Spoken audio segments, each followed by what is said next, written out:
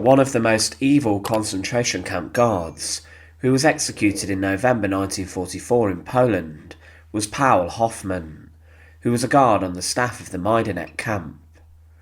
At this time in the Second World War, the Red Army had rampaged throughout much of the lands and had regained much of their territory, forcing the Germans back, and Majdanek as a camp was liberated on the 22nd of July 1944, around 9 months before the war had come to an official end in Europe. It was a camp where 150,000 people would be sent, and at least 78,000 people perished inside of the barbed wire fences. It was one of the largest Nazi concentration camps. It was initially intended to have been a forced labour site, but soon brutal and evil guards at the camp began to murder people on a huge scale. One of those men was Paul Hoffman, but whilst the fighting was still going on in Europe, Hoffman was dragged to the gallows for his execution. Join us today to look at the execution of the Beast of Majdanek, and as always, to support our channel, please make sure to subscribe. Very little is known about Paul Hoffman, but he would be a member of the SS, which means that he would have been an ardent and loyal Nazi. It's possible that he would have been involved in other concentration camps before he was then moved to Majdanek. Majdanek's construction began in October 1941, and it was created near to the city of Lublin, which was terrorised during the conflict. Following the launching of Operation Barbarossa, the camp's size enlarged to a huge extent after the mass capture of many Soviet prisoners of war.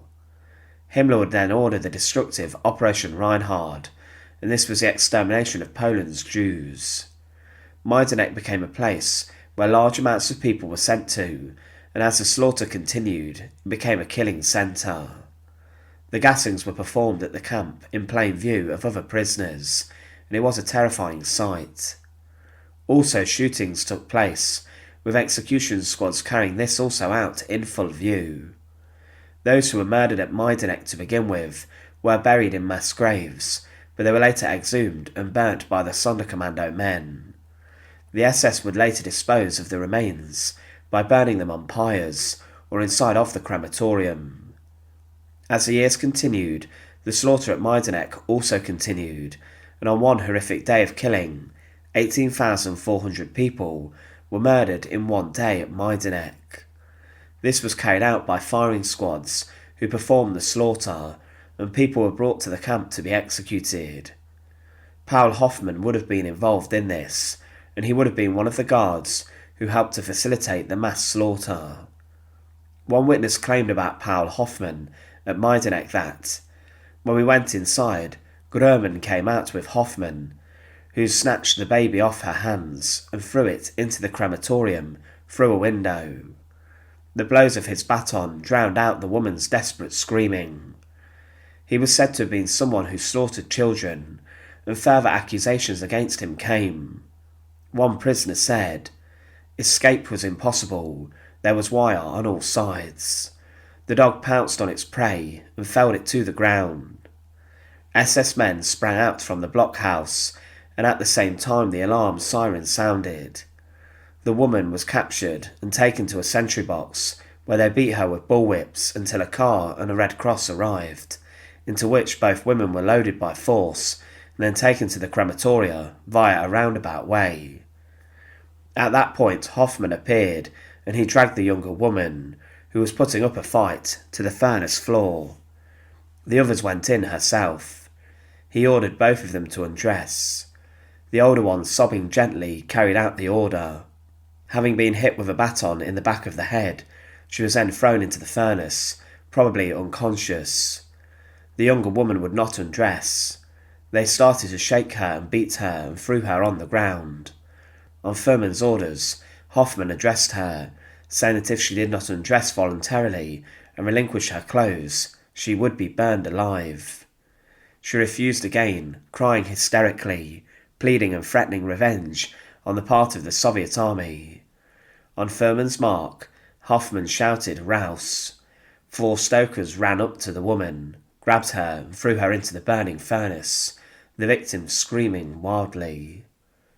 Hoffman's notoriety as a horrific guard of Majdanek continued, and further accusations of evil would emerge. One witness said, "The mothers, mad with grief, were running away with their children. SS men and capos would catch them one by one. I saw Hoffman, wearing an SS uniform, scuffle with a peasant who was holding her infant baby tight and would not let it go. She was a young, well-built woman.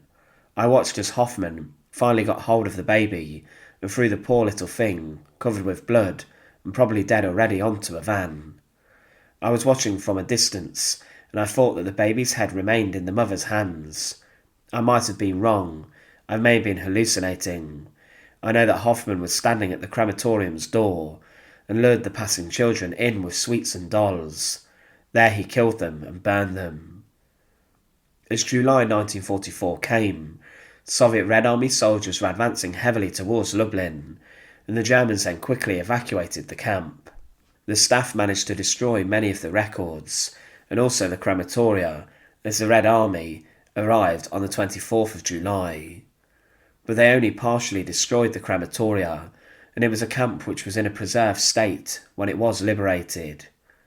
It was the first major camp liberated by the Allies, and many inmates had been force-marched to other camps, such as Auschwitz. The Red Army found thousands of prisoners still at the camp, and huge scores of evidence about the mass slaughter that did occur. A number of guards were then captured at Majdanek, and this included Paul Hoffman. He was one of 6 who stood trial in a Polish court in Lublin in November 1944, and witnesses told of his evil and horrific behaviour inside of the camp. The courtroom sentenced Hoffman to death, along with 3 others, and these executions were carried out shortly after the death sentence had been announced. Many were shocked around the world about the crimes of Hoffman, and it was an early indication of the evil being performed by the SS inside of other concentration camps. But in November 1944, Paul Hoffman was brought out for his execution on the gallows. He was to be hanged, and on the gallows structure in Poland, he was ordered to step onto it. He was then ordered to stand on a stool while an executioner placed a noose around his neck. The gallows was a huge structure, and many people witnessed the execution of the beast of Majdanek.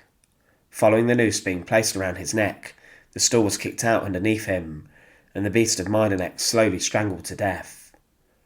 Paul Hoffman was a notorious SS guard who was known for his evil and brutality with regards to the slaughter and executions of dozens of people. He was a man who had little regard for the lives of those inmates, and he would, as the war still continued, be executed.